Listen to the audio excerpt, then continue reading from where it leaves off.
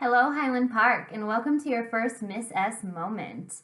I will be providing a Miss S moment each week so that we can still connect and I can still teach you all of the different things that we were planning on learning this spring. It's going to be very different, but we've got this. We can do this. We've been through hard things together, and we always make it through together. As Mustangs, we are amazingly resilient. I miss each and every one of you every single day. And I want to talk in my first Miss S moment about all of these feelings. I want you to work this spring break on acknowledging all of these different feelings you have. And I want you to work on remembering that these are all normal. There's no one right or wrong feeling to have right now. And some of you heard me today as we shared in our classroom meetings and throughout the week that sometimes I'm feeling very angry about what's happening in our world. Sometimes I'm feeling very sad about what's happening in our world. Sometimes I'm feeling very excited about how the sunshine is out and I get to spend so much time in my space with my plants and my puzzles and my movies. But there's also this piece of grief and loss that I want to acknowledge today in our first Miss S moment. I want you to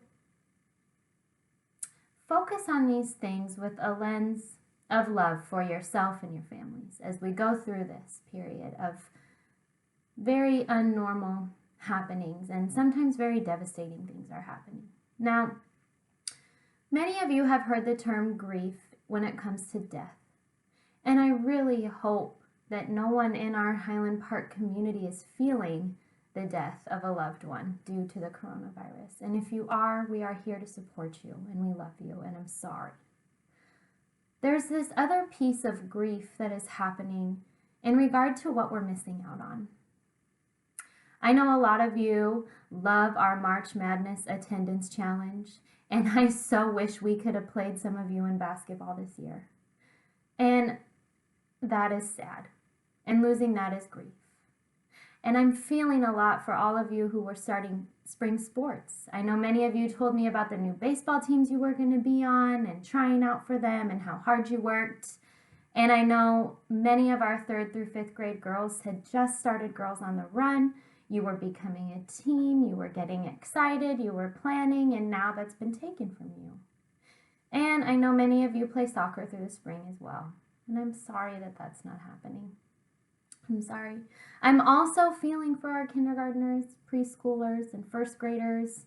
I know you guys were forming new relationships and friendships, and things were getting more and more and more fun at recess and choice time as you developed these relationships. And don't worry, they'll be there when we come back. They'll be there. But that's still loss, and that still hurts. I know some of us are really missing our families.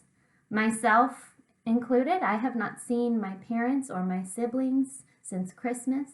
I usually go and visit them for spring break, and that can't happen. And that is sad. That is grief. That is loss. I'm feeling for a lot of our healthcare workers right now, too. Many of them are not seeing their families because they're working. Many of them are putting their lives in danger to help our communities and make sure that we are safe. And that is also grief and loss. These people are seeing people very sick and very hurt, and I feel for them too. Our community is going through something that's a once-in-a-lifetime thing, if in a lifetime. This is very scary and it's very overwhelming, and I'm so glad that we have found ways to still connect with each other because we need each other.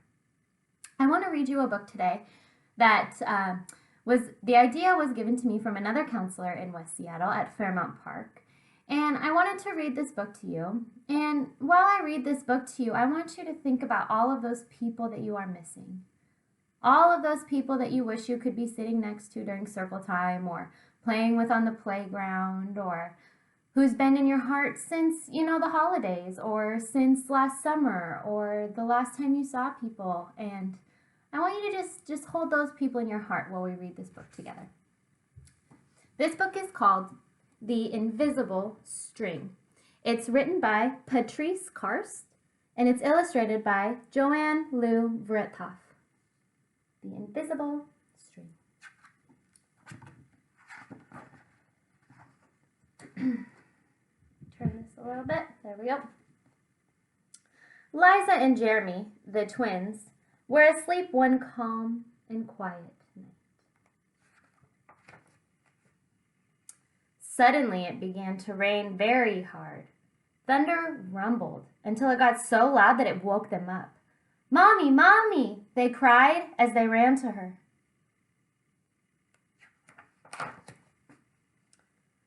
"Don't worry, you two. It's just the storm making all that noise. Go back to bed."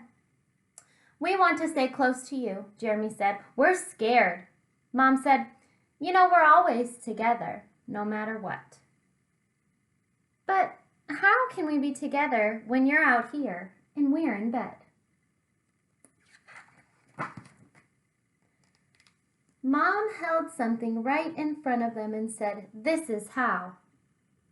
Do you see anything? Rubbing their sleepy eyes, the twins came closer to see what Mom was holding. "I was about your age when my mommy first told me about the invisible string." "I don't see a string," said Jeremy. "You don't need to see the invisible string. People who love each other are always connected by a very special string made of love." "But if you can't see it, how do you know it's there?" asked Liza. "Even though you can't see it with your eyes, you can feel it with your heart and know that you are always connected to everyone you love."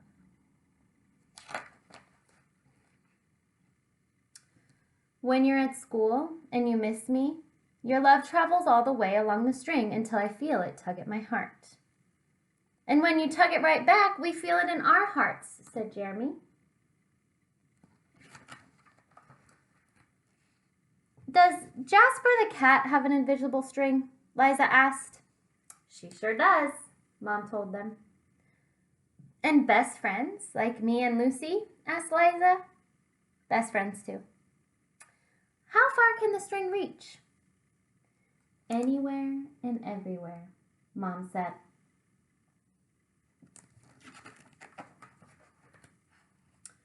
Would it reach me even if I were a submarine captain deep in the ocean? Asked Jeremy. Yes, Mom said, even there. Look at these amazing illustrations.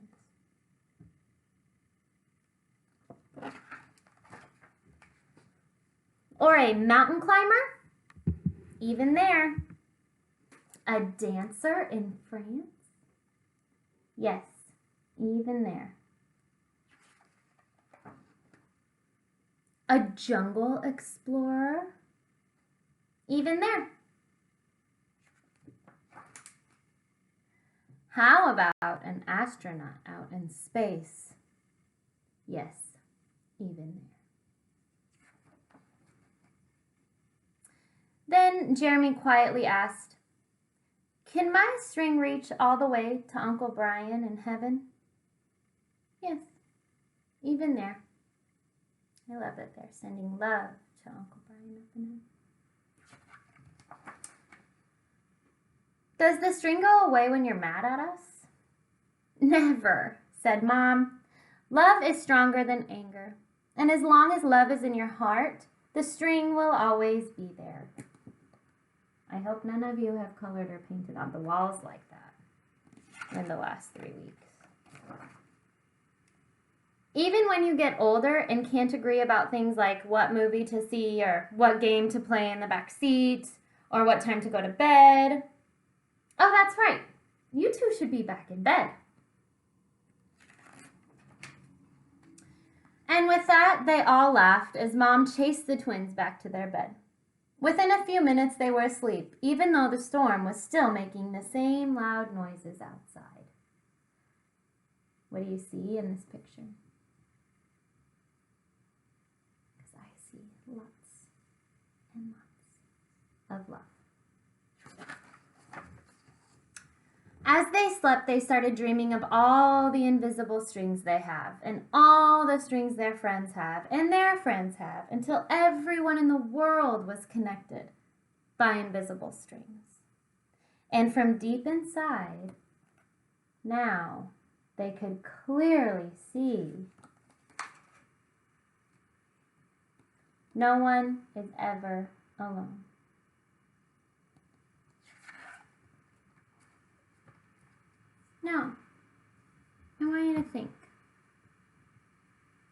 quietly to yourself, who has the other side of your invisible string? Who are you missing so much right now? I'm going to do one little activity before we say goodbye. I want you to take your ball of string and breathe with me. We're going to go in and out 3 times. And then I want you to throw your string out to all of those who want to catch the other end. Breathe with me. Breathe in. Breathe out. In. Out. Who are you thinking about? Breathe in. Breathe out. Now gently send that string out to the people who you miss and who you love.